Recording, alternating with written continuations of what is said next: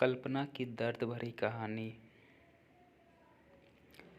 कल्पना एक मध्यम वर्गीय परिवार से थी जिसने अपनी स्नातक की पढ़ाई पूरी कर ली थी और अब वो अपने घर पर ही छोटे बच्चों को ट्यूशन पढ़ाती थी। कल्पना का रंग गोरा था और वह दिखने में बिल्कुल गुड़िया की तरह थी।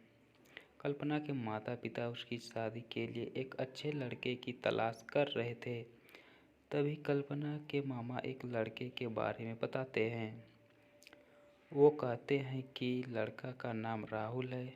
वह किसी कंपनी में मैनेजर के पद पर हैं और महीने के 70,000 कमाता है। कल्पना के माता पिता ने लड़के की फ़ोटो देखी तो उन्हें लड़का पसंद आ गया। जब कल्पना की माँ ने कल्पना को लड़के की तस्वीर दिखाई तो कल्पना ने कहा, जब आप दोनों को लड़का पसंद है तो मुझे भी पसंद है।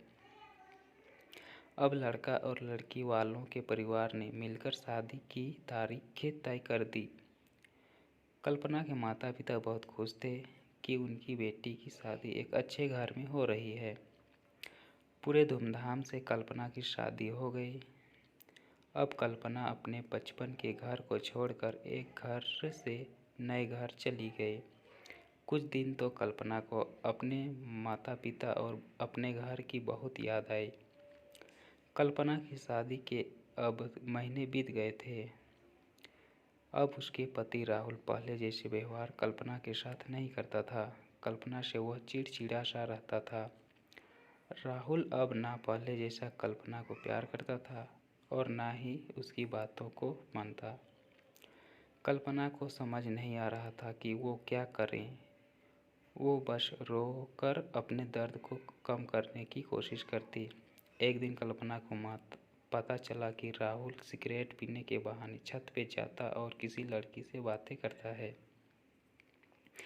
जब कल्पना ने राहुल से पूछा कि आप रोजाना छत पे जाकर किससे बात करते हैं, तो इस पे राहुल ने जवाब दिया कि वो मेरे ऑफिस का फ्रेंड है, बस उसी से बातें करता हूँ और तुम अपने काम से मतलब रखो, ज़्यादा सीआईडी बनने की ज़रूरत नहीं है।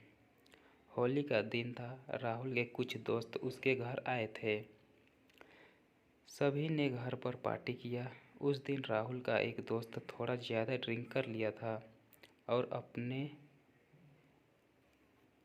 उसने नशे में कल्पना के सामने जाकर कहा, भाभी आप इतनी प्यारी और मासूम हो फिर भी राहुल भाई दिन भर उस घमंडी नेहा से बातें करते रहते हैं। लगता है कि आप राहुल भाई का सही से ख्याल नहीं रखते। ये सुनकर कल्पना का शक अब हकीकत में बन चुका था। अगली सुबह जब कल्पना ने राहुल से पूछा कि ये नेहा कौन है और क्या लगती है आपकी, तो राहुल ने कहा, मैं तुम्हें क्यों बताऊं? कल्पना बोली, मैं बीवी हूं आपकी। राहुल, देखो तुमसे पहले वो मेरे लाइफ में आई। कल्पना, तो फिर मुझसे शादी क्यों किया? राहुल, बस तुम अच्छी लगी इसीलिए शादी कर लिया। कल्पना, अब तुम्हें देखना मैं उस कामिनी लड़की को कैसे सबक सिखाती हूँ। नेहा को जब कल्पना ने कामिनी कहा तो राहुल ने गुस्से में कल्पना को बहुत मारा और उसे कमरे में बंद कर दिया। कल्पना के सास को सब कुछ पता था, फिर भी वह अपने बेटे के सामने एक शब्द भी नहीं बोलती थी। शाम को जब राहुल आया तब उसने रूम का दरवाज़ा खोला। उस दिन कल्पना की तबीयत खराब हो गई, फिर भी उसी हालात में उसने खाना बनाया। कल्पना ये सारे बातें अपनी माँ को बताना चाहती थी, लेकिन चाहकर भी वह नहीं बता पा रही थी, क्योंकि वह जानती थी कि अगर उसके माता पिता को ये सब पता चलेगा तो वह परेशान हो जाएंगे। राहुल अब कल्पना के साथ नौकरानी जैसा व्यवहार करने लगा। छोटी छोटी बातों पे उसे मारता। कल्पना अब धीरे धीरे डिप्रेशन का शिकार होने लगी। उसके दिमाग में गलत गलत ख्याल आने लगे। अब ना वो समय पे खाना खाती और ना ही किसी से बात करती।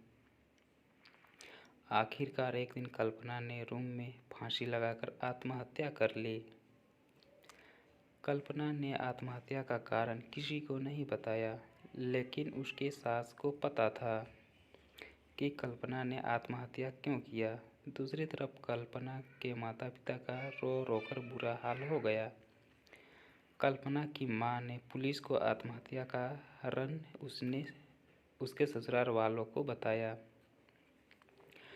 पुलिस राहुल और उसके माता-पिता को ले गए, लेकिन पैसों के दम पर कुछ ही दिनों में राहुल और उसके माता-पिता जेल से छूट गए।